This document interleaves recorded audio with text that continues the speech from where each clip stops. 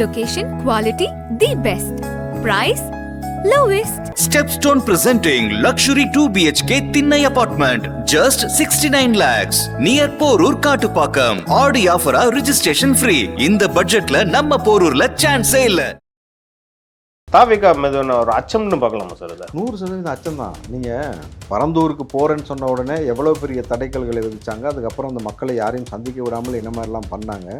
அதே போல் இப்போ இந்த விஷயத்துக்கும் பாருங்களேன், ஒவ்வொரு விஷயமும் தளபதி விஜய் அவர்கள் ஒரு விஷயத்தை மூவ் பண்ணால் அடுத்த நிமிஷம் பார்த்தீங்கன்னா இங்கே கவர்மெண்ட் சைட்லேருந்து உங்களுக்கு ஒரு அறிக்கை வரும், திமுக சார்பிலேருந்து ஒரு அறிக்கை வரும். இன்றைக்கி அந்த மக்களை சந்தித்த பிறகு இன்றைக்கி உடனடியாக நீங்கள் வந்து கலைந்து போகணும்னு உத்தரவு. காலையில் பார்த்தீங்கன்னா ஒரு 5 பஸ்ஸை கொண்டு நிப்பாட்டிட்டாங்க. தனியாருக்கு ஏன் கொடுத்த, அதை தாண்டி இது எங்களுடைய வாழ்வாதாரத்தை ஏன் அழிக்கிற, எதற்காக எங்களை ரோட்டில் கொண்டு வந்து நிப்பாட்டுற அப்படின்னாக்கா, இப்போ நேற்று வந்து பார்த்தீங்கன்னாக்கா விடிய மழை, நைட்லலாம் மழை பெய்யுது. அந்த கொட்டும் மலையிலையும் அவர்களுக்கு தேவையான எந்த உபகரணத்தையோ அதுக்கான அவங்களுடைய என்ன சொல்கிறது உடைமைகள் நினைறதை விடுங்க, அவங்க நினைறதை தவிர்ப்பதற்கான ஒரு வேலையை வந்து தூய்மை பணியாளர்கள் தான் இந்த தமிழ்நாட்டை குறிப்பாக வந்து பார்த்தீங்கன்னாக்கா சிங்கார சென்னைன்னு சொல்லி 2.0 3.1 டிசைனாக பேர் வைப்பாங்க. ஆனால் திமுக மாதிரி பேர் வைக்கிறதுல எவனே அடிச்சிக்க முடியாது. துறை மந்திரி கேஎன்ஆர் இருக்காரு, அவர் இது வரைக்கும் இங்கே வந்த மாதிரி தெரில ஸ்பாட்டுக்கு. இல்லை அக்கா மேயர் பிரியா தானே பேசணும். ஆமாம், எங்கள் முதலமைச்சர் எல்லாத்துக்கும் டீ வாங்கி கொடுத்தாரு, பெரிய சாதனை. இந்த அம்மா சொல்கிறது கேட்டிங்கல்ல, இது சாதனையா?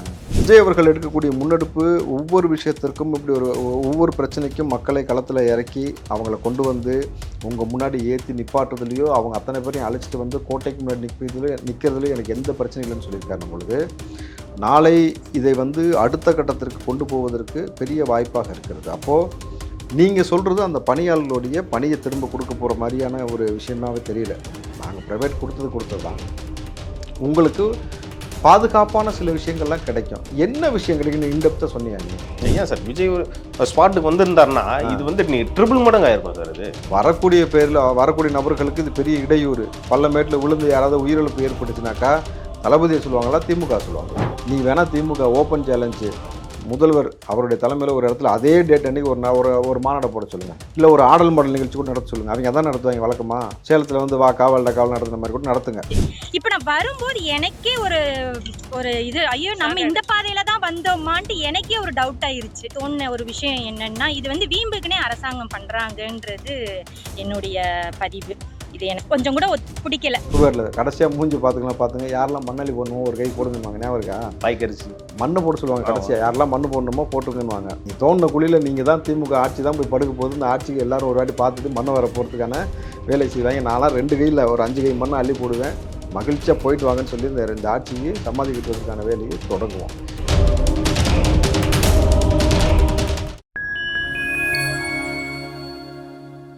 ஃபைன் டைம் மீடியா நேயர்களுக்கு வணக்கம். நான் தேவராஜன். இன்று நம்மோடு இணைந்திருப்பவர் காங்கிரஸ் கட்சியை சார்ந்த ராவுத்தர் இப்ராஹிம் அவர்கள். வாருங்கள், அவரிடம் பல்வேறு கேள்விகளை முன்வைக்கலாம். வணக்கம் சார். வணக்கம் தேவ். 12 நாளா கிட்டத்தட்ட தமிழ்நாட்டில் ரொம்ப பரபரப்பாக பேசிகிட்டு இருக்கிறது என்னென்னா தூய்மை பணியாளர்களோட போராட்டம் பற்றி தான். அவங்கள வந்து இன்றைக்கி கலைஞ்சு செல்லணுன்ட்டு சென்னை மாநகராட்சி ஒரு மற்ற துணியும் இல்லாமல் ஒரு உத்தரவும் இல்லாமல் ஒரு சொல்லியிருக்காங்க. அது மட்டும் இல்லாமல் நேற்று வந்து தாவேகா தலைவர் விஜய் அவங்கள வந்து மீட் பண்ணியிருக்காரு. அதை எப்படி பார்க்குறீங்க? அதை பற்றி சொல்லுங்கள். இது முன்பே நம்ம சொன்னது தான். திமுக ஆட்சியில் மக்கள் தொடர்கதையாக அல்லலப்பட்டுக்கிட்டு இருக்காங்க. தளபதி விஜய் அவர்கள் களத்தில் இறங்கி அவர்களை மாநாட்டில் மேடை ஏற்றக்கூடிய வாய்ப்புகள் அதிகமாக இருக்கிறது. ஏன்னா இவர்களை மட்டும் கிடையாது, தொடர்ச்சியாக ஆணவ படுகொலை, லாக்அப் டெத்து, கள்ளச்சாராய மரணம், நீட் மரணம், இதுபோல் வந்து இந்த ஏர் ஷோ செஞ்சு ஒரு 5 பேர் மரணம், இதுபோல் தொடர்ச்சியாக தமிழ்நாட்டில் மேஜரான இஷ்யூஸ் இதெல்லாம் இருந்து அதில் வந்து எத்தனை நபர்களுடைய குடும்பத்தினரை வந்து பறி கொடுத்து விட்டு அந்த குடும்பம் எப்படி நிர்கதியாக நிற்கிறது, அதை தாண்டி அந்த மது போதையில் அடிமையாகி அதனால் வந்து பாதிப்புக்கு உள்ளான குடும்பங்களையும் மேடையேற்றுவதற்கான ஒரு முனைப்பு எடுத்துக்கிட்டு இருக்கிறாங்கன்றதான் நமக்கு கிடைக்கப்பட்ட தகவல். ஸோ அப்போது இதை கூர்ந்து கவனித்து முன்னாடி நம்ம இன்ஸ்ட்ரக்ஷன் கொடுத்தோம், இன்ஃபர்மேஷனும் கொடுத்தோம் கவர்மெண்ட்டுக்கு. சில விஷயங்களை நீங்களே செஞ்சிட்டிங்கன்னா நல்லாயிருக்கும். இது பொலிட்டிக்கல் ப்ரெஷராக மாறும் பொழுது தேவையில்லாத வந்து உங்களுக்கு வந்து பெரிய செட்பேக் ஏற்படும். இன்றைக்கி விஜய் அவர்கள் நேற்று அவர் கூப்பிட்டு வர வச்சு இந்த போராட்டக் குழுவை அந்த நபர்களை சந்தித்து அவரிடம் பேசி அவர்களை ஆசுவாசப்படுத்தி, ஏன்னா அந்த பெண்மணி கதறி அழுத வீடியோலாம் நம்ம பார்த்தோம், அவர்களை ஆசுவாசப்படுத்திய பிறகு இன்றைக்கு உடனடியாக தமிழ்நாடு அரசிடமிருந்து ஒரு தாவேகா மீதான ஒரு அச்சம்னு பார்க்கலாமா சார்? அதை 100% அச்சம் தான். நீங்கள் பரந்தூருக்கு போகிறேன்னு சொன்ன உடனே எவ்வளோ பெரிய தடைக்கல்களை விதிச்சாங்க, அதுக்கப்புறம் அந்த மக்களை யாரையும் சந்திக்க விடாமல் என்ன மாதிரிலாம் பண்ணாங்க. அதே போல் இப்போ இந்த விஷயத்திற்கும் பாருங்களேன், ஒவ்வொரு விஷயமும் தளபதி விஜய் அவர்கள் ஒரு விஷயத்தை மூவ் பண்ணால் அடுத்த நிமிஷம் பார்த்தீங்கன்னா இங்கே கவர்மெண்ட் சைட்லேருந்து உங்களுக்கு ஒரு அறிக்கை வரும், திமுக சார்பிலேருந்து ஒரு அறிக்கை வரும். இன்னைக்கு அந்த மக்களை சந்தித்த பிறகு இன்னைக்கு உடனடியாக நீங்கள் வந்து கலைந்து போகணும்னு உத்தரவு. காலையில் பார்த்தீங்கன்னா ஒரு 5 பஸ்ஸை கொண்டு வந்து நிப்பாட்டிட்டாங்க. மேபி அவங்கள அரெஸ்ட் பண்ணலான்ற மாதிரி இல்லை கலைஞ்சு போகிறதுக்கு என்ன ஏற்பாடு பண்ணுறதுக்கு பிளான் பண்ணுறாங்கன்னு தெரியல. ஸோ அது ஒன்று. ரெண்டாவது விஷயம் பார்த்தீங்கன்னாக்கா இவர்கள் சொல்லக்கூடிய தரவுகள் என்னன்னாக்கா என்ன மாதிரி ஒரு ஸ்டேட்மெண்ட் அவங்க கொடுத்துருக்காங்க சொல்லுங்கள். உங்களுக்கு பாதுகாப்பான தனியாருக்கு மாற்றினாலும் உங்களுக்கான வேலை வந்து அவங்க பணியாளர்கள் வந்து நீக்கப்பட மாட்டார்கள். பணப்பலன்கள், ஓய்வூதியம் அது எல்லாமே உங்களுக்கு வந்து கன்ஃபார்ம். அதுல எந்த ஒரு சந்தேகமும் இல்லை. நீங்க வந்து இன்னைக்கு வந்து பணிக்கு திரும்பலாம் அப்படின்ற மாதிரி சென்னை மாநகராட்சி சொல்லியிருக்காங்க. கொடுத்தது தான் அப்படின்ற மாதிரி நல்லா யோசிச்சுங்க. இந்த சொல்லுவாங்கல்ல திருப்பதி ஒன்றியில் போட்டு திரும்ப வராதுன்ற மாதிரி நாங்கள் வந்து ராம்கி கொடுத்தது தான். நீ முரளியாரு இல்லை வேற யாரா வேணா இரு அப்படின்னா இவங்களோட கோரிக்கை என்னன்னா தனியாருக்கு ஏன் கொடுத்துறதுதான் கேள்வி. தனியாருக்கு ஏன் கொடுத்த, அதை தாண்டி இது எங்களுடைய வாழ்வாதாரத்தை ஏன் அழிக்கிற, எதற்காக எங்களை ரோட்டில் கொண்டு வந்து நிப்பாட்டுற அப்படின்னாக்கா இப்போ நேற்று வந்து பார்த்தீங்கன்னாக்கா விடிய மழை, நைட்லலாம் மழை பெஞ்சுது. அந்த கொட்டு மலையிலையும் அவர்களுக்கு தேவையான எந்த உபகரணத்தையோ அதுக்கான அவங்களுடைய என்ன சொல்கிறது உடைமைகள் நினைறதை விடுங்க, அவங்க நினைறதை தவிர்ப்பதற்கான ஒரு வேலையை வந்து தூய்மை பணியாளர்கள் தான் இந்த தமிழ்நாட்டை குறிப்பாக வந்து பார்த்தீங்கன்னாக்கா சிங்கார சென்னைன்னு சொல்லி 2.0 3.1 டிசைனாக பேர் வைப்பாங்க தெரியுமா. ஆனால் திமுக மாதிரி பேர் வைக்கிறதுல எவனையும் அடிச்சிக்க முடியாதுங்க. நான் ஏன் பேர் வச்சேன் சோறு வச்சேன்னு சொல்லி ஒரு கவுண்டமணியோட காமெடி வரும் தெரியுமா. அதே போல் பேர் அழகாக வைக்கிறாங்க. அந்த மக்களுடைய வாழ்வாதாரத்தை அழிச்சிட்டு ரோட்டில் கொண்டு வந்து நிப்பாட்டிட்டு அவர்கள் தலைவர் விளம்பரம் மாடல் அரசு தான் இது. இல்லை, அது அவங்களுக்கான விளம்பரம் பண்ணிக்கிறாங்களே தவிர மக்களை பற்றி அந்த மக்களை பற்றின செய்தியை கூட வெளியில் வர விடாமல் எப்படி மடைமாட்டாங்கன்னு நீங்கள் பார்க்கணும். தொடர்ச்சியாக பார்த்தீங்கன்னா 5 நாளுக்கு பிறகு யூடியூப் கையில் எடுத்த பிறகு தான் இது செய்தியாக மாற ஆரம்பிச்சது. மெயின் ஸ்ட்ரீம் மீடியாவில் இது பற்றி பெரிய செய்திகள் வரல. அமைச்சர் சேகர்பாபு கூட ஒரு யூடியூப் சேனல் நீலம் அவங்க கேட்கும் போது தான் அவர் வந்து ரொம்ப கோவப்பட்டு நீங்களாம் ஏன் இங்கே வரீங்கன்னு கேட்குறாரு. நீங்கள் என்னன்னா இன்னைக்கு யூடியூப் உள்ள அவங்க வந்ததுனால தான் இந்த இஷ்யூவே பெருசாகுதுன்றீங்க. ஆமாம், இப்போ நம்ம என்ன கேட்கலாம் தெரியுமா சேகர்பாபுட்ட, நீங்கள் எதுக்கு வந்தீங்க இதுக்குள்ள? நீலம் வருது, அவங்களுடைய மக்களுடைய வாழ்வாதாரம் அவங்களுடைய வாழ்க்கையை பறி கொடுத்துட்டு 15 வருஷம் உழைச்சிட்டு மாதத்துக்கு 2 முறை வந்து மாதவிடாய் ஏற்படுது. அவங்களுடைய நோய்வாய்ப்பட்டு அவ்வளோ சித்திரவதை அனுபவித்த பிறகு அவர்கள் பெருசாக ஒன்று கேட்கல, என் வேலையை ஒழுங்காக எனக்கு திருப்பி கொடுன்னு கேட்டாங்க. அதுக்காக நீலம் உள்ளே வருதுனாக்கா சேகர்பாபு நீ எதுக்கு உள்ள வரேன்னு கேட்குறாருன்னா முதல்ல நீங்கள் உள்ள வந்தீங்க. துறை மந்திரி கேன்னர் இருக்காரு, அவர் இது வரைக்கும் இங்கே வந்த மாதிரி தெரியல ஸ்பாட்டுக்கு. இல்லை அக்கா மேயர் பிரியா தானே பேசணும். ஆமாம், எங்கள் முதலமைச்சர் எல்லாத்துக்கும் டீ வாங்கி கொடுத்தாரு, பெரிய சாதனை. இந்த அம்மா சொல்கிறது கேட்டீங்கல்ல, இது சாதனையா? எவ்வளோ ஒரு மோசமான மைண்ட் செட்டு. இப்போ மேயர் பிரியாவாக இருக்கட்டும், இவங்கெல்லாம் இல்லாமல் இவர் வந்து கையை கட்டிக்கிட்டு அதை கரெக்டாக ஏன் சொல்லுங்கள் நீளத்தை வந்து இவர் அடையாளம் கண்டுபிடிச்சாரு? அதுக்கு பின்னாடி இருக்கும் சார். ஏன்னா இவங்க வந்து முன்னாடி எல்லாத்தையும் தலித் அரசியல் பேசிக்கிட்டே இருக்காங்க. அப்படிலாம் கிடையாது. இவங்க எல்லாத்துக்கும் தேவையான நாட்களுக்கெல்லாம் அங்கங்கே கொஞ்சம் போட்டு வச்சுருப்பாங்க தெரியுமா. அந்த பத்திரிக்கைலாம் கேள்வியே கேட்காது, கம்முன்னு வந்து நின்று போயிடும். திடீர்னு ஒருத்தன் இன்டெலெக்சுவல் ஒருத்தன் கேள்வி கேட்குறான், அந்த பிரச்சனை கொடுத்து பேசுகிறான்னு துண்டா தெரிஞ்சிருச்சு. யார் நீ? நீளம்மா, அப்போ நான் கொடுக்க மாட்டேன்.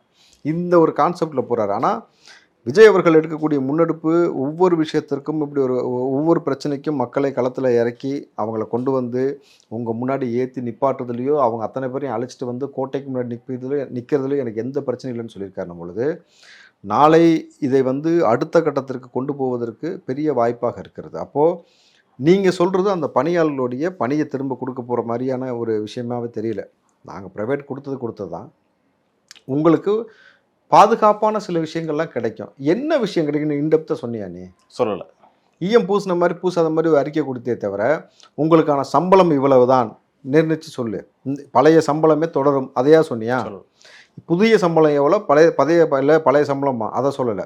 உங்களுக்கான பாதுகாப்புனா என்ன பாதுகாப்பு கொடுக்க போகிற, என்ன கொடுக்க போகிற? ஏற்கனவே அவங்க சொல்கிறாங்க க்ளவுஸ் கிடையாது, உபகரணங்கள் கிடையாது, சில விஷயங்கள்லாம் செய்ய போகிறோம். ஒரு க்ளவுஸ் கொடுக்குறது தான் பாதுகாப்புன்னு சொல்கிறியா? க்ளவுஸையும் மாஸ்கையும் கொடுத்துட்டு சுத்துன்னு சொல்கிறியா? என்ன பாதுகாப்பு கொடுக்க போகிற? அவங்களுக்கு தேவையான விஷயம் என்ன செய்ய போகிற? ஏன் இத்தனை நாள் அவங்களை அலக்கரிச்சிங்களா? இப்போ இத்தனை நாள் வந்து அவங்க போகிறாங்கல்ல, இதற்கு வந்து சம்பளத்தை பிடிச்சிப்பியா இல்லை வந்து சம்பளமே கிடையாதுன்னு சொல்லுவேன்? ஏன்னா அவங்களுக்கு அதுதான் பேஸான விஷயம். அவங்க உரிமைக்காக போராடின பொழுது அவங்களுக்கு தேவையான சம்பளத்தை கொடுத்து வேலையும் கொடுத்து பழைய ஊதியத்தையே கொடுத்து எல்லாத்தையும் சரி செய்வோம் அப்படின்ற மாதிரியான விஷயத்தை நீங்கள் கொடுத்தீங்கன்னா பிரச்சனை முடிஞ்சு போச்சுல. எந்த ஒரு கிளாரிட்டியும் இல்லை, இது இன்னைக்கு வரைக்கும் எந்த கிளாரிட்டியும் இல்லை. அது ஒன்றும் இல்லை. இப்போ தளபதி விஜய் கூப்பிட்டாரு, ஒரு வேளை மாநாட்டுக்கு மேடை ஏற்றிட்டா என்ன பண்ணுறன்ற அச்சத்தில் இது ஒரு மாதிரியான ஒரு நடுக்கத்தில் செய்யக்கூடிய வேலை தான். இப்போ வந்து தவிக தலைவர் விஜய் இன்னைக்கு ஒரு எதிர்கட்சி தலைவராக செயல்படுற மாதிரி தான் நீங்கள் சொல்கிறீங்க. அவர் தான் எதிர்கட்சி தலைவர் சொன்னாலும் சொல்லாட்டியும் தமிழ்நாட்டில் இருக்கக்கூடிய பிரச்சனையை வேறு யார் கையில் எடுத்தாலும் பெரிய பூதாகரம் ஆகிறது கிடையாது. ரெண்டாவது விஷயம், அதற்கு நீங்கள் பார்த்தீங்கன்னாக்கா இப்போது அதிமுகலேருந்து நம்ம ஜெயக்குமார் வந்தார்.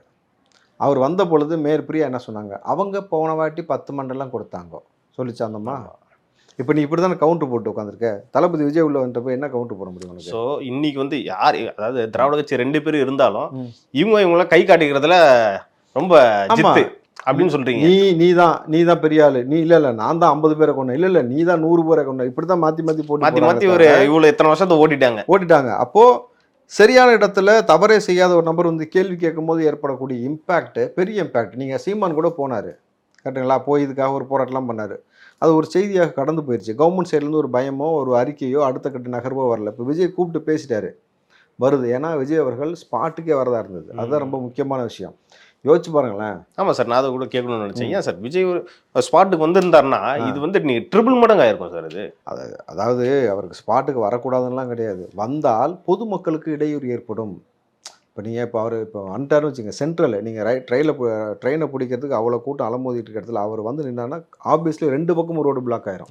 நீங்கள் என்ன தான் இடையில மீடியேட் இருந்தாலும் விஜய் அந்த இடத்துக்கு வரான்னு தெரிஞ்சால் என்ன நடக்கும் உங்களுக்கே தெரியும். லட்சம் மக்களுக்கு மேலே கூடும் பொழுது இப்போ பொதுமக்கள் எவ்வளோ பேர் எவ்வளோ விஷயத்துக்காக பயணப்பட நபர்கள் இருப்பாங்க. நோய்வாய்ப்பட்டு மருத்துவமனை பக்கத்துலேயே இருக்குது. குறிப்பாக நீங்கள் அதை ரொம்ப யோசிச்சு பார்க்கணும். மருத்துவமனைக்கு வரக்கூடிய நபர்களுக்கு ஒரு பிரச்சனை ஏற்படும் பொழுது இதெல்லாம் தவிர்த்துக்கிற வகையில் தான். அதே சமயத்தில் இவர்களுக்கு நாங்கள் துணையாக நிற்கிறோன்றதையும் சொல்லணும், அரசாங்கத்துக்கு பெரிய அழுத்தத்தையும் ஏற்படுத்தணுன்றதுக்காக வர வச்சு பேசியிருக்காரு. ஆனால் இந்த மக்களை நாளைக்கு மேடை ஏற்றும் பொழுது என்ன நடக்கும்? இல்லை ஒட்டுமொத்தமாக எல்லா மக்களையும் சரி வாங்க பார்த்துக்கலான்னு சொல்லிட்டு அழைச்சிட்டு கொண்டு வந்து கோட்டைக்கு வெளியே நிற்கிற எவ்வளோ நேரம் ஆகும்?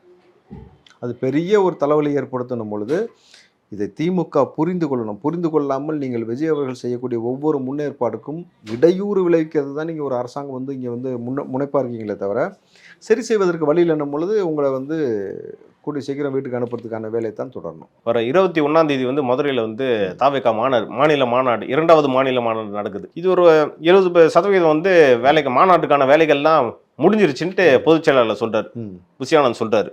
இப்படி இருக்கும் போது அதாவது 2 வருஷத்துக்கு முன்னாடி மதுரையில் வந்து தமிழக முதல்வர் வந்து அடிக்கல் நாட்டுறாரு மேம்பாலம் கட்டுறது, பிரிட்ஜ் கட்டுறதுக்கு. ஆனா அந்த வேலையை 2 வருஷம் கிடப்புல போட்டுட்டு இப்ப கையில் எடுத்திருக்காங்கன்னா அதாவது மாநாட்டுக்கு ஒரு நெருக்கடி தர வேலையாவது அங்க இருக்க மக்கள் சொல்றாங்க. நான் நீங்களும் சொல்லல, அங்க மக்களே சொல்றாங்க. அதை வந்து நீங்க எப்படி சார் பாக்குறீங்க? இந்த பக்கம் போலீஸ் அப்ரூவல் கிடைக்குது, அடுத்த நாளே பார்த்தீங்கன்னா தோன்றீங்க, குழிய தோன்றீங்க.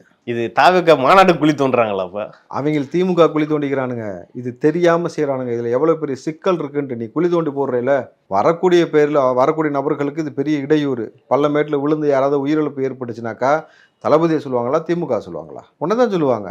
புரிஞ்சுக்க, நல்ல ஒரு விஷயம் புரிஞ்சுக்கணும். திமுக மேலே தான் அந்த பழி விழுகும். நீங்கள் 2 வருஷம் இல்லாத அக்கறை இன்றைக்கி என்ன புதுசாக வந்து அப்ரூவல் கொடுத்தவொடனே மாநாடு நடக்கும் பொழுது ஏற்படுனாக்கா உனக்கு பாதுகாப்பு கேட்டதே இடையூறு இல்லாமல் மக்கள் வந்து எந்த பிரச்சனையும் வந்துட்டு போகிறது தான் பாதுகாப்பு. அதான ஒரு அரசாங்கத்துடைய கடமை. இடையூறை ஏற்படுத்துவது எப்படி ஒரு அரசாங்கத்துடைய கடமையாக இருக்கும்? நீ வந்து புதுசாக வந்து எப்பயோ இருக்க ப்ராஜெக்ட்டுக்கு இப்போ வந்து நீ தூசி தட்டி குழியை தோன்றனாக்கா இது உனக்கு நீயே குழி தோண்டிக்கிற. நான் திரும்பவும் சொல்கிறேன், நீ வேணா திமுக ஓப்பன் சேலஞ்சு முதல்வர் அவருடைய தலைமையில் ஒரு இடத்துல அதே டேட் அன்றைக்கி ஒரு மாநாடை போட சொல்லுங்கள், இல்லை ஒரு ஆடல் மாடல் நிகழ்ச்சி கூட நடத்த சொல்லுங்கள். அவங்க அதான் நடத்துவாங்க வழக்கமாக. சேலத்தில் வந்து காவல் நடத்துன மாதிரி கூட நடத்துங்க. ஆனால் 2 பக்கம், இந்த பக்கம் தளபதி விஜய், இந்த பக்கம் இவர் முதல்வர் நடத்துறது, எந்த நிகழ்ச்சியை மீடியா காட்டுன்னு பார்ப்போமா? நீங்கள் இது எல்லாம் பார்த்தீங்கன்னாக்கா நீங்கள் குழி தோண்டி வச்சுருக்கிறத இன்றைக்கு தளபதி விஜய் கட்சி சார்பாக யாரும் வந்து பெருசாக பேசாமல் மௌனித்து கூட அமைதியாக போகலாம். புரியுதுங்களா? மீடியா அந்த இடத்துல களத்துக்கு வருதில்ல, அதை அவன் கவர் பண்ணி காட்டுவான்ல. இன்றைக்கி எதுக்கடா தோன்றுறீங்க குழி? எந்த நோக்கத்தில் தோன்றுறீங்க? அப்போது தொடர்ச்சியாக விஜய் அவர்களுடைய விஷயத்திற்கு இடையூறு செய்வதே ஒரு வேலையை வச்சுக்கிட்டு பொழுது மேலும் மேலும் இளைஞர்களுக்கு நம்ம அண்ணன் கூட நிற்கணும், இவங்க இப்படி தான் பண்ணுறானுங்க, அராஜகத்தின் உச்சத்துக்கு ஒரு விஷயத்தை பண்ணுறாங்கன்னும் பொழுது தளபதியோட களத்தில் நிற்கணும்னு சொல்லி நீ செய்கிற முட்டாள்தனம் விஜய் அவர்களுக்கு கூடுதல் பலமாக மாறுமே தவிர இடையூறெல்லாம் மாறாது. நீ தோண்டி போடு, நாங்கள் ஜேசிபி வச்சு மண்ணை போட்டு நிறைய விட்டுட்டு திருப்பி நாங்கள் தோண்டி கொடுக்குறோன்னு சொல்கிறதுக்கு 10 நிமிஷம் ஆகாது. கரெக்டுங்களா? என்ன பண்ணுவீங்க அதுக்கப்புறம்?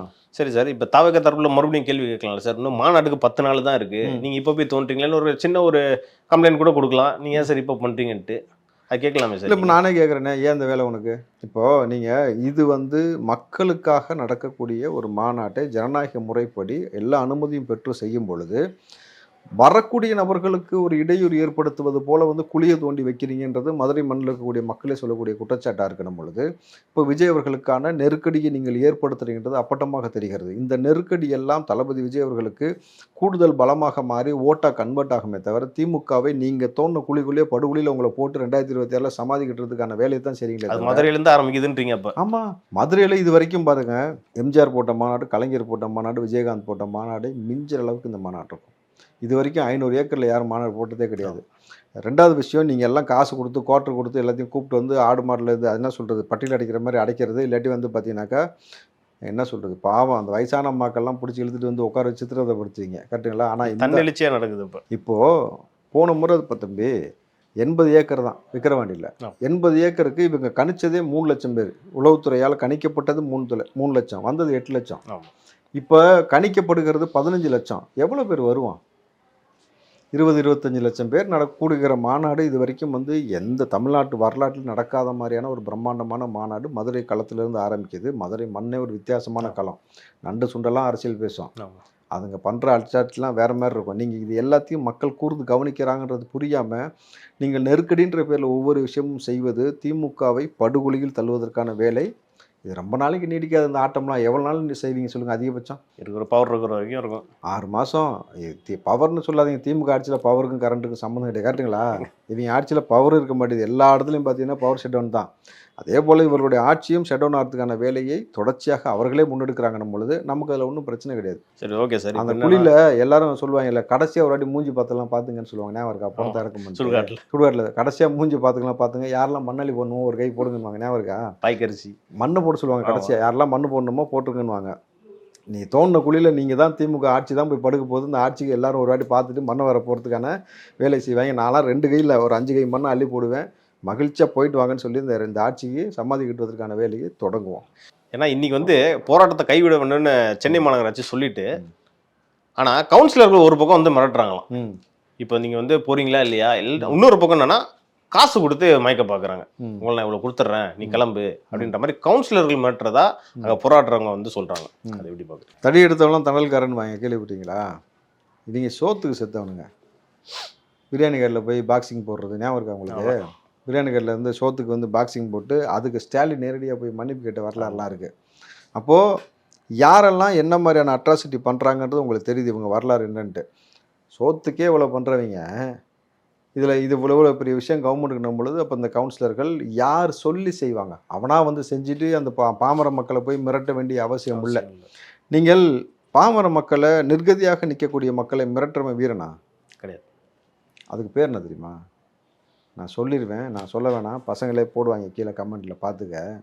அப்போது நிர்கதியாக நிராயுதபாணியாக வேலையும் இல்லாமல் உணவும் இல்லாமல் அங்கே மாற்ற உடை இல்லாமல் அவங்க வந்து பரிதவித்து நிற்கக்கூடிய குறிப்பாக 80% பெண்கள், அதுலேயும் 80% சிங்கிள் பேரண்ட்னு சொல்லுவாங்கள்ல, அவங்களை போய் ஒருத்தன் மிரட்டுறேன்னா நீ அப்போ எவ்வளோ பெரிய பார்த்துங்க மக்களே ஃபீல் பண்ணிக்கிட்டோம். அந்த மாதிரி நபர்லாம் நம்ம பெருசாக வந்து பொருட்படுத்த வேண்டிய அவசியம் இல்லை. ஸோ அப்போ இந்த இடத்துல காவல்துறையும் தயவு செஞ்சு நீங்கள் ஒரு விஷயம் புரிஞ்சுக்கணும். ஒபே தி ஆர்டர்னு சொல்லிட்டு நீங்கள் சில விஷயங்கள் செய்வதை விட இது நிரந்தரமான ஆட்சி கிடையாது. ஆட்சி மாற்றத்தை நீங்கள் ஒவ்வொரு முறையும் பார்த்துக்கிட்டே இருக்கீங்கன்னும் பொழுது விளிம்பு நிலை மக்கள் பக்கம் நிற்கணும். இப்படி மிரட்டக்கூடிய தோணியில் பேசக்கூடிய யாராக இருந்தாலும் நீங்கள் அவங்கள கூப்பிட்டு அந்த மக்களுக்கு பாதுகாப்பாக நீங்கள் நிற்க வேண்டியது உங்களுடைய கடமை. ரெண்டாவது விஷயம், இப்படி மிரட்டக்கூடிய கவுன்சிலர்லாம் நல்லா யோசிச்சுக்க. உன் நிலைமை எவ்வளோ மோசமாகணும் உங்களால் கற்பனை கூட பண்ணி பார்க்க முடியாது. நீ வந்து ஏதோ பிழைப்புக்காக வந்து எந்த மக்களிடம் போய் மோதுறன்னு ஒரு விஷயம் இருக்குல்ல. உனக்கு திராணி இருந்தால் சரிசமமாக அதிமுக போய் சண்டை போடு. இல்லையா இந்த இப்போ களத்தில் விஜய் வரேன்ருக்காரு, அவர் கூட வா, தர்க்க ரீதியாக மோதுவதற்கு வா. நீ அதெல்லாம் இல்லாமல் இந்த மக்களை மிரட்டிக்கிட்டே சுற்றுவீங்கனாக்கா சேகர்பாபு தம்பி தானே இவங்கெல்லாம், புரியுதுங்களா? அவர் வந்து கையை கட்டிட்டு அவர் ஒரு தோரணையாக பேசுகிறதும் இவங்கெல்லாம் போய் மிரட்டுறதும் ரொம்ப நாளைக்கு நீடிக்காது. இவர்கள் மீது எவ்வளோ பெரிய வழக்குகள்லாம் இருக்கும், அந்த வழக்குகள்லாம் வந்து அப்படியே மறைஞ்சு போயிடும். நீங்கள் மோடிட்டு போய் வந்து அட்ஜஸ்ட் பண்ணி எல்லாத்தையும் பேசினா எல்லாம் சரியாக நினைக்காதீங்க. ஆட்சி மாற்றம் ஏற்படும் பொழுது மோடியால் கூட உங்களை காப்பாற்ற முடியாது, சத்தியமாக காப்பாற்ற முடியாது. எழுதி வச்சிங்க. அன்னைக்கு உங்களுடைய ஒட்டுமொத்த கேஸும் எடுத்து அடித்தோம்னாக்கா நிர்கதியாக தான் நிற்கணும். ஏன்னா ஏன் வந்து ஒரு கவுன்சிலரோ என் அமைச்சரே இவ்வளோ வந்து இறங்கி பேசுகிறாருன்னா ஒரு வாரம் வந்து சரி போராடுவாங்க, இன்னைக்கு போயிடுவாங்க, நாளைக்கு போயிடுவாங்க. ஏன்னா மழை வெயிலும் பொருட்படுத்தாமல் 12 நாளாக உட்காடுறாங்க சார். அதுவும் இல்லாமல் இப்போ வந்து நடிகைகள் எல்லாருமே வந்து உள்ள இறங்கி உங்களுக்கு ஆதரவாக பேச ஆரம்பிச்சது வந்து ஒரு அரசுக்கு வந்து கூடுதல் நெருக்கடியாக ஆயிருக்கு. அதனால தான் இப்போ வந்து இப்போவே கிளம்புறீங்களா இல்லையான்ற இந்த மிரட்டல் உருட்டல்லாம் இல்லை, தொடர்ச்சியாக நீங்கள் நடிகைகள் போனது, நடிகைகள் கொடுத்த ஆதரவு, ஒவ்வொரு அரசியல் கட்சி தலைவர்கள் போன பொழுது கொடுத்த ஆதரவு, இது எல்லாம் ஊடகத்தில் பெருசாக செய்தியாக வந்து கொண்டிருக்கும் பொழுது கூட அதெல்லாம் பார்த்துக்கலாம், நடிகையெல்லாம் ஒரு நாளைக்கு வந்து அதை வச்சு அதை பப்ளிசிட்டி தேடுது அப்படின்ற மாதிரியான மனப்போக்கில் தான் திமுக இருந்தது. தளபதி உள்ள களம் இறங்கினதுக்கு அப்புறம் தான் இப்போ கலக்கமே ஏற்பட்டிருக்கு. உடனடியாக அறிக்கை, பஸ்ஸை கொண்டு வந்து நிப்பாட்டுறது, பேச்சுவார்த்தை நடத்துறது, உடனடியாக பாருங்களேன், உங்களுக்கு தேவையான எல்லாம் கிடைக்குமா? என்ன கிடைக்கும்? நான் என்ன கேட்டேன்? என் வேலையை திரும்பி கூட அதே சம்பளத்தை கொடு, இவ்வளோ தான் கான்செப்ட்டு.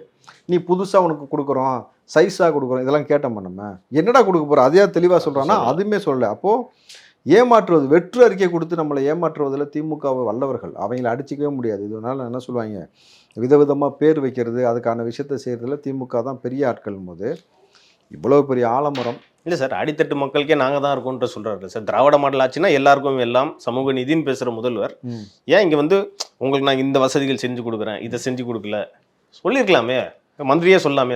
அவங்களுக்குலாம் அதுக்கெல்லாம் நேரம் இல்லை தம்பி. ஷூட்டிங் எடுக்கணும், எதுக்கு சார் நேரம்? ஷூட்டிங் எடுக்கிறதுக்கு நேரம் இருக்கும், விளம்பரம் பண்ணுறதுக்கு நேரம் இருக்கும், மகன் கார் ரேஸ் ஓட்டணும்னு ஆசைப்பட்டா 200 ரூபா கொடுத்து விளையாடு மகனேன்னு சொல்கிறதுக்கு ஆசை இருக்கும். நீங்கள் ஊராக துபாய் இங்கேன்னு போயிட்டு சைக்கிள் ஓட்டுறதுக்கு ஆசையாக இருக்கும், வாக்கிங் போகிறதுக்கு நேரம் இருக்கும். உங்களுக்கு தெரியுமா, அடுத்த மாதம் முதல்வர் போகிற வெளிநாடு பயணம் போகிறாரு சார். இப்போவே வாக்கிங் பாருங்களேன், இத்தனை வருஷம் இல்லாமல் ஓபிஎஸ் இவர் வாக்கிங்கில் சந்திச்சுக்கிறாங்க, புரியுதா உங்களுக்கு? இதுக்கெல்லாம் நேரம் இருக்கும். நான் அவங்கள ஆலமரம்னு சொல்கிறீங்க, திமுக உன்னை நீ ஆலமரன்ற, ஆலமரம் வேரில் கொஞ்சம் உப்பு அள்ளி போட்டேன் என்ன ஆகும்? எவ்வளோ பெரிய ஆலமரம் வந்தாலும் உப்பு போட்டேன்னு வச்சுங்களேன், தரிசு. அதுக்கப்புறமேட்டு ஆலமரங்க ஒன்றுமே கிடையாது. அப்போது அந்த உப்பு என்ன தெரியுமா? இவர்கள் விடக்கூடிய கண்ணீர், உப்பு நீர் தான். இந்த ஒவ்வொரு போராட்ட காலத்திலையும் தமிழ்நாட்டு மக்கள் சரி, ஒவ்வொரு அரசாங்க ஊழியர்களும் அழுகிற கண்ணீர் இருக்குல்ல, விடுகிற கண்ணீர் இருக்குல்ல, அதுதான் அந்த ஆலமரத்தில் விழுகிற உப்பு தண்ணி. அது வேற நீர்த்து போய் உன்னை மண்ணுக்கும் உனக்கும் சம்மந்தம் இல்லாமல் உன்னை இங்கேருந்து சாய்க்கக்கூடிய வேலையை அது செய்யும். கூடுதலாக தளபதி இருக்கிறாரு, செய்ய வைப்பார். கூடுதல் நமக்குலாம் என்ன வேலை? நான்லாம் கடன் பட்டாலும் பரவாயில்ல, கொஞ்சம் உப்பெல்லாம் வாங்கிட்டு வருவேன், வாங்கிட்டு வந்து நல்லா குழியை தோண்டி வேரில் போட்டு உப்பை மட்டும் போனால் முடிஞ்ச ஆசிரியர் கொஞ்சம் ஊற்றி விட்டு சோழியை முடிச்சு விட வேலையை தான் பார்க்கணும். ஏன்னா என்னைக்கு என் மக்களுக்கு, அடிப்படை மக்களுக்கு, நீ கோடியாக எதுலேயே கொள்ளடிச்ச, நாங்கள் பொருட்படுத்தலை, கேள்வி கேட்கல. நீ சொகுசாக எப்படிரா உங்களுக்கு இத்தனை கோடி வந்து அரசியலுக்குள்ளே வந்ததுக்கப்புறம் வந்துச்சு நாங்கள் யாரும் கேட்கல. எப்படிரா அவங்களெல்லாம் கப்பல்லாம் சொந்தமாக ஓடுதுன்னெலாம் கேள்வி கேட்கல. தெரியுமா, கப்பல்லாம் ஒருத்தருக்கு இருக்குது, பயங்கரமாக இருக்குது. அது யாரோட டைப்பில் இருக்குன்னா சரி பேச வேண்டாம், அந்த அளவுக்குலாம் இருக்குது. இதெல்லாம் நான் கவனிக்கலை. அடிப்படையான விஷயம் அதில் நீ கை வச்சிட்ட. எனக்கு இந்த முறை இந்த மாதம் கேளுங்களேன், இந்த மாதம் கரண்ட் பில் வந்தது மட்டும் நீங்கள் கணக்கு எடுங்க பார்ப்போம். எந்த வீட்டில் வேணால் போய் கேளுங்க. 2000 3000 கட்டினவனுக்கு 8000 15000 வரைக்கும் வந்திருக்கு. எப்படிரா அப்படி வர முடியும்? சார் 4 மாதத்துல ஒரு 6-7 மாதத்துல எலெக்ஷனை வச்சுட்டு எப்படி சார் இந்த தைரியமே எல்லாம் பண்ணுறாங்க? நீங்கள் நல்லா கேளுங்க. இதில் இவங்க எப்படி சூடு வைக்கிறாங்களா, இல்லை இவங்களே மேலே ஏறி உட்காந்துக்கிறான்னு தெரியல. எப்படி இவ்வளோ ஓடும்? அவங்க கேட்குறாங்க, ஒரு வீட்டில் 2 லைட்டு ஒரு ஃபேன் இருக்குது, அந்த வீட்டுக்கு 6000 ரூபா. எப்படி 6000 ரூபா? அந்த வீட்டில் ஃப்ரிட்ஜ் ஃப்ரீ சார். அவங்க சொல்கிறாங்க, என் வீட்டில் ஃப்ரிட்ஜு கிடையாது, ஏசி கிடையாது, வாஷிங் மிஷின் கிடையாது, 2 லைட்டு ஒரு ஃபேன் இருக்குது, எப்படி 6000 ரூபா வரும்? எதனடி? அப்போ இது எவ்வளோ பெரிய ஸ்கேம் பாருங்கள். நாளைக்கு இது கண்டிப்பாக இது வெளியில் வரும். இது வந்து பெரிய ஸ்கேம், மக்கள் சொல்கிற குற்றச்சாட்டு. இது பெரிய ஏதோ ஒரு அது உள்ளுக்குள்ளே ஒரு வேலை நடந்து கொண்டு இருக்கிறது, இதை கண்டுபிடிக்க முடியல. மீட்டரில் ஓடுற மாதிரி மீட்டரை காட்டுறாங்க, எப்படி இந்த மீட்டர் இந்த அளவுக்கு ஓட முடியும்? அவங்க கேட்குறாங்கல்ல. அப்போ இதெல்லாம் பெரிய சிக்கலை ஏற்படுத்தும். நீங்கள் மக்களை வந்து இப்படி இருக்கிறதையே தவிக்க விட்டுட்டு இப்போ எலெக்ஷன் நெருங்கும் பொழுது நல்லா யோசிச்சுங்க செய்வாங்க. திடீர்னு மாதம் மின் கட்டணம் எடுப்பாங்க பாருங்கள். அது வந்து வாக்குறுதியில் இருந்துச்சு சார். அதைத்தான் சொல்லுவான் கேட்டால், நான் புதுசாக செய்யலை, நான் கொடுத்த வாக்குறுதி நிறைவேற்றுறேன், 98 இருக்குன்னு நிறைவேற்றுறேன், மிச்சம் 2% இருக்குன்னுல, அது இதுதான். அது மாதம் மின் கட்டணம்னு சொல்லி எடுத்து மக்களை வந்து அப்படியே குழுன்னு வச்சுருக்கேன்னு சொல்லி மறுபடியும் ஒரு நடிப்பு நடிப்பார்கள். ஸோ மக்கள் ரொம்ப தெளிவாக புரிஞ்சுக்கணும், இவன் நமக்கு பேராபத்துன்னு தெரிஞ்சு போச்சுல, அவன் எந்த ரூபத்தில் வந்தாலும் நம்ம வெளியேற்றக்கூடிய வேலையை நம்ம தொடர்ச்சியாக செய்யணும். அடுத்து வர இருக்க நிகழ்ச்சியில் பல்வேறு விஷயங்களை பற்றி பேசுகிறோம். நன்றி சார். நன்றி.